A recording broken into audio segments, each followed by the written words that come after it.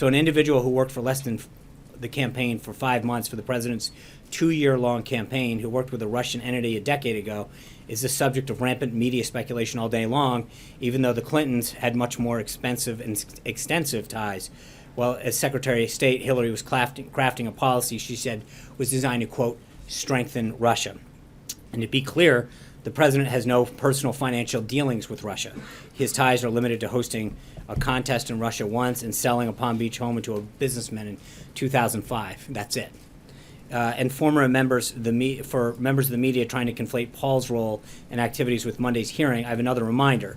Numerous individuals, including former Obama Director of National Intelligence James Clapper and acting CIA Director Mike Morrell, and members of the Intelligence Committee from both parties who have been briefed, have said across the board that they have seen zero evidence of any collusion between the Trump campaign and Russian officials.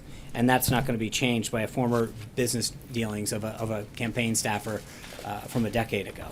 No, I don't think the president was not aware of Paul's clients from last decade. But no. Is that a problem? Like now that all this is coming out, and but what is coming up? What else don't we know? I mean, where he went to school, what grades he got, who he played with in the sandbox. We didn't know I mean, that Michael Flynn was okay. Thanks, Peter. I'm having an answering question. We're all part of the conversation. No, you're not actually. The answer to your question is, I think to talk about someone having a client from 10 years ago that had a consulting company with clients from around the world. Paid millions of dollars to advance the person's interests. I don't know what he got paid to. If you listen to what Paul's... the documents Hold say. on. No, I understand it. I'm going to answer your question, if you give me a second. That he was a consultant.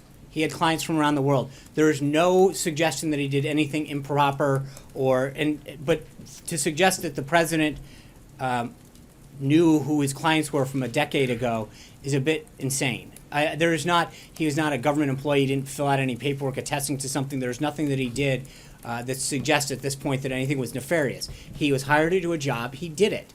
That's it, plain and simple.